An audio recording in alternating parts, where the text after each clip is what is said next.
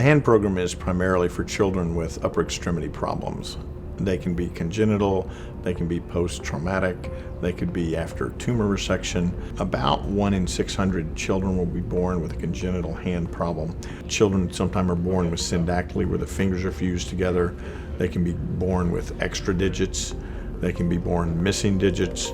They can be born what's called radial club hand, where the hand is angulated. Similarly, we treat traumatic injuries, which can include fractures, anywhere from a broken little finger to a broken arm.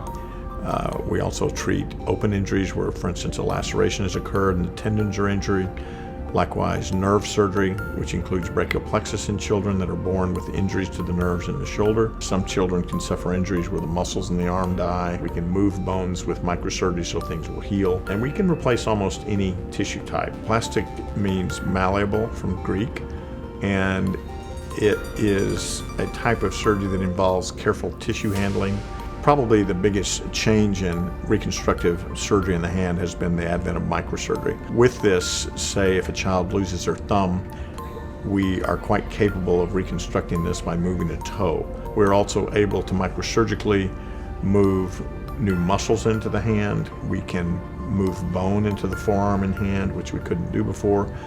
We're also able to reattach severed parts. We're actually working on right now what's called a composite tissue allograft program, which would be the potential for transplants in children. Hand surgery has always been a multidisciplinary specialty.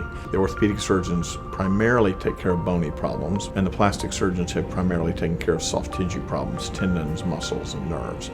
But again, there's a great deal of crossover. We have a strong physical medicine and rehabilitation presence because any hand surgery requires hand therapy in order to get a good result. I think the hand is one of the most complicated parts of the body, and certainly form follows function, and if it works well, it usually looks good. The hand is quite intricate in the way it works, and again, a minor injury can lead to major consequences. In my clinics, which I have 2 to 3 days a week, I see between 25 and 40 patients a day.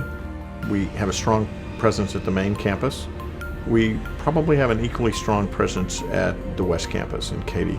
Doctors Reese and Bell, my partners, are also out there. They also cover the Bel Air Clinic now. There is not a collection of trained pediatric hand surgeons and specifically pediatric hand therapists probably this large in the country.